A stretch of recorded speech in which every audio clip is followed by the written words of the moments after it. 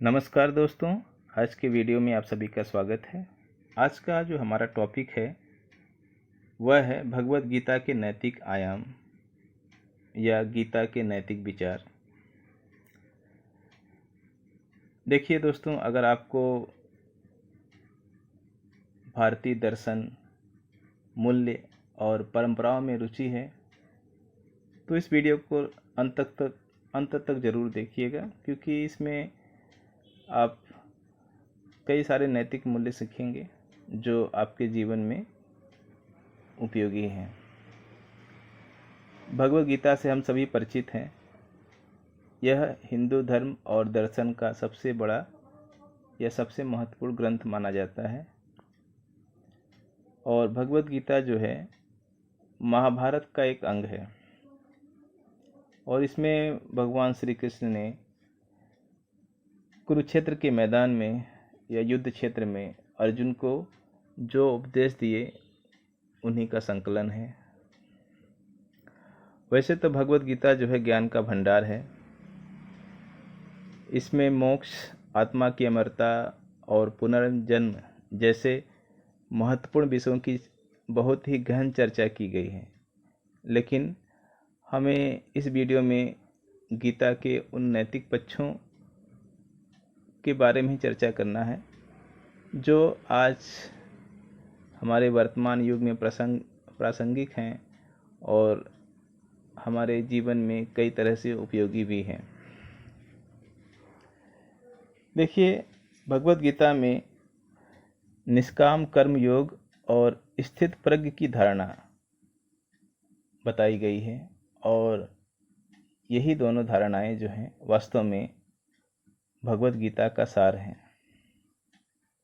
चलिए एक एक करके हम दोनों को समझते हैं कि निष्काम कर्मयोग से क्या मतलब है और स्थित प्रज्ञ होने से क्या आशय है। निष्काम कर्मयोग में व्यक्ति को निष्काम भाव से अर्थात फल की इच्छा न रखते हुए केवल अपने कर्म पे बल देना, यही है निष्काम कर्मयोग। गीता में कहा गया है, यद्यपि व्यक्ति को उसके कर्म के अनुसार फल मिलता है, किंतु नैतिकता यह कहती है कि व्यक्ति फल के लोभ में कर्म न करे, बल्कि कर्म को अपना कर्तव्य मानकर करे। भगवत गीता में श्री कृष्ण ने कहा है, तुम्हारा अधिकार सिर्फ कर्म करने में ही है, उसके फल पर नहीं। इस प्रकार जो है निष्काम कर्मयोग हमें जीवन में मिलने वाली असफलताओं से विचलित हुए बिना अपने कर्म को अपना कर्तव्य मानकर करने की प्रेरणा देती है। और भगवत गीता का दूसरा एक महत्वपूर्ण नैतिक विचार स्थित प्रज्ञता है। आइए जानें स्थित प्रज्ञ होने से क्या आशय है। भगवत गीता में श्री कृष्ण ने कहा है कि जिस मनुष्य ने अपनी संपूर्ण इच्छाओं को वश में कर लिया है, सुख दुख, हार जीत, लाभ हानि जैसे विपरीत परिस्थितियों में, अपोजिट कंडीशंस में भी संभाव सुखी या दुखी नहीं होना, किसी के प्रति प्रेम और घृणा से मुक्त रहना, ऐसा जो कर पाता है वही स्थित प्रज्ञ है। ये बातें सुनने में तो बड़ी अच्छी लगती हैं, लेकिन क्या आपको लगता है कि एक व्यक्ति के लिए इन दोनों को अपनाना संभव है?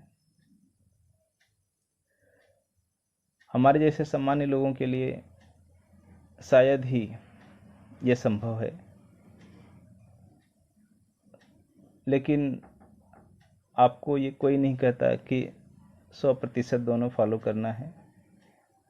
अगर हम इन दोनों को 10% भी अपने जीवन में उतार लेते हैं या कर्मयोग को, निष्काम कर्मयोग और स्थित प्रज्ञता के 10% को भी अपने जीवन में ढाल लेते हैं, तो हम बहुत सारे मनुष्यों से खुद को आगे पाएंगे। उनकी तुलना में हम खुद को ज़्यादा संतुलित और व्यवस्थित रख पाएंगे। तो आज की वीडियो में बस इतना ही। आप सभी को धन्यवाद।